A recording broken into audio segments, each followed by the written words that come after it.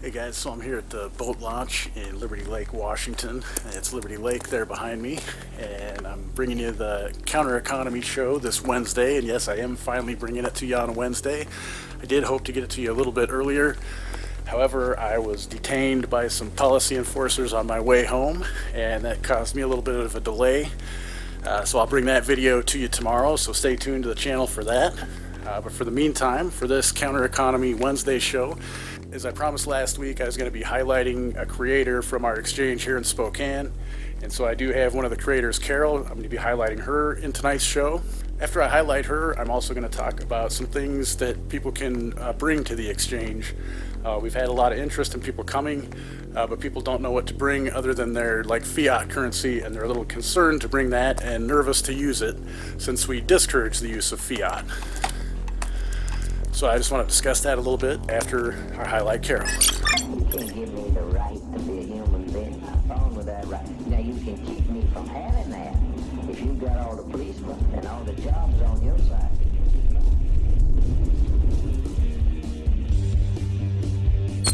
All right, so I'm with my friend Carol here, and she helped me when we first started get the Spokane Freedom Exchange going. And so she makes these jams and jellies. She makes excellent pear and apple butter. My daughter and I fight over it. And she also starts plants and brings those to the exchange. So I wanted to introduce Carol and have her talk a little bit about what she brings and then why she started coming to the exchange. So let's start, I guess, with why you decided to get involved with the exchange. Well, thanks, Corey. I came to the exchange because it feels like it's a good way to make community, with everybody, and bring, things that we make ourselves, like food, the jams and the plants, because it feels like we want to become less dependent on the system. So that's the goal, right? Right. We're trying to become less dependent on the system. So for some reason, if you don't want to go to the grocery store, or you ultimately can't go to the grocery store, you want to be able to create some things yourself. And so, I was going to say, if I can do it, anybody can do it. So these are really pretty easy to make. Just take some fruit, some sugar. I do organic because it matters, and a little bit of pectin. And then I have a canner. Let me show you the canner. It's super easy. It's not a pressure canner. It's just a hot water bath canner. And you put them in there, and let them boil for 10 minutes, and pretty much that's it. So, really easy to do. Cool. Pretty simple process then. And Yes. so one of the cool things about Carol too is she was explaining to me when I was just asking her before I started this little interview that she started this by foraging. Just out here behind her house, she has some open green space, and there's some apple trees back there. She started collecting those, and that kind of got her into the apple butter. So you can tell me more a little bit about that? Yeah, well, I noticed that where I was walking all the time for exercise, there's kind of remnant apple trees, and yes, they do sometimes have worms. In fact, they mostly have worms.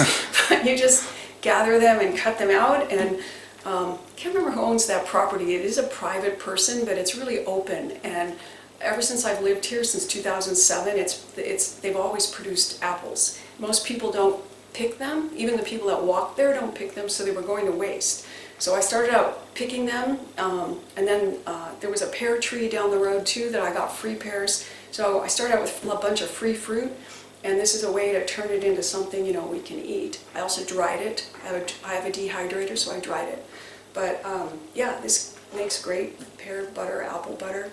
And then there's another thing that grows out there that's really abundant. It's service berries. They're also called Saskatoon berries. They're like little blueberries, but they're wild. They're actually really good for you if you eat them. They're a little bit tart, and so they also make an excellent jam. So I use those to make jam too. Awesome. Yeah. So I think I think when people worry about food, and we're all talking now about food shortages and things like that, if you kind of just look around, you end up there's lots more food than you think you have. Of course, everybody knows about dandelions these days, and yeah, you can eat every part of the dandelion. You can dry the root, make coffee, It's Right. yeah. So Right, we did Lots some of things. foraging in my backyard last year, and I thought it was interesting. Yeah, remember that. The biggest difference I found between, especially like the lettuce type things that I can find in the backyard versus what I get in the store, is obviously the ones that are in the store are there less for nutritional value and more for like texture and flavor. Right, right. Because mostly they had better flavor. The texture was about the same, but mostly they had better flavor. Yeah, and sometimes those things out you find out they're a little bit bitter. Right. They're actually good for you. But, Right. Yeah, they're better for you, but they're harder to eat because they don't taste as good. No, I think that's really important. We worry a lot about food shortages right now coming up. Even the president's talking about them. It's crazy. Yes, he is. But I think that people need to understand we might not be able to eat the same things, but there is food literally all around us if we look. Yeah, there really is. And even some of the weeds or some of the things we've talked about before, because we did a foraging class for our People's Rights group, is, yeah, some of them are really actually pretty nutritious. And they grow in between all the other plants that you plant. So. Right. Okay, well, thank you for sharing your stuff with us, and we'll see you, I guess, the first Saturday in May. Yeah, thank you. Thank you. One of the biggest things, like I said, is when people come to the exchange, they want to come and participate, and we encourage bartering, the trade of gold and silver and cryptocurrencies in place of using fiat currency. And if people only have fiat currency, we encourage the gift system, which I've gotten into that in other videos. I'll put a link to that video in the description of this one so you can check that out if you're interested in what the gifting is, or you can just do some research on your own and learn it on your own. That's the best way to figure it out. But actually at our last exchange here in Spokane for the Spokane Freedom Exchange, this subject was actually brought up.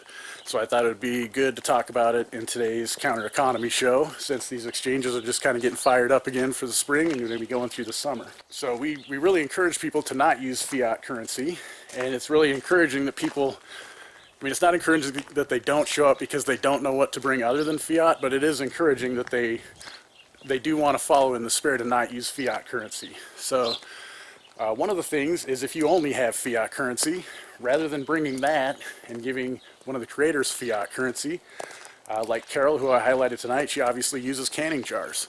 So maybe consider going to the store and picking up like $5 to $10 worth of lids or new jars or something like that.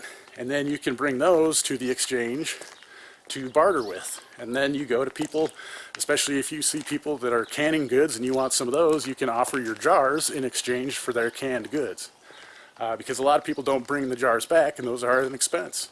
And we would also encourage people to, when you have a jar, save that, and the next time use that as part of your barter. Maybe if you only have fiat currency, bring back the jar you bought before, and say, maybe I'll give you this jar, you can give me some credit for this, and then I'll have to pay less fiat, or less crypto, or less silver, whatever you choose. So those are a couple options right there. But the other thing is offering services. Maybe someone needs a house painted, or cleaned, or something like that. So there's lots of options of ways to get into bartering. We just need to really start thinking outside the box. So why don't you guys leave in the comment section below one of your ideas to bring something, just an everyday item, that one of the creators that creates just everyday items and brings to the exchange might be able to use instead of bringing fiat currency. Until next Wednesday, next Wednesday, don't forget to live free. Okay. Thanks for watching this video. With online censorship on major platforms, the only way to get intellectually honest ideas out are for you guys to share videos like this with those you know and are close to. Don't be afraid of being ridiculed. Stand in righteousness and for what is right. In the end, you'll be rewarded. If you want to support this channel, I encourage you to do so outside of the centralized economy and utilize other modes of support. Basically, at this point, anything is better than any central bank-backed fiat currency. We have already been warned and told that system is failing and being replaced, so why continue to use it? Links for support are listed in the description of everything I put out. And until next time, keep living free, my friends.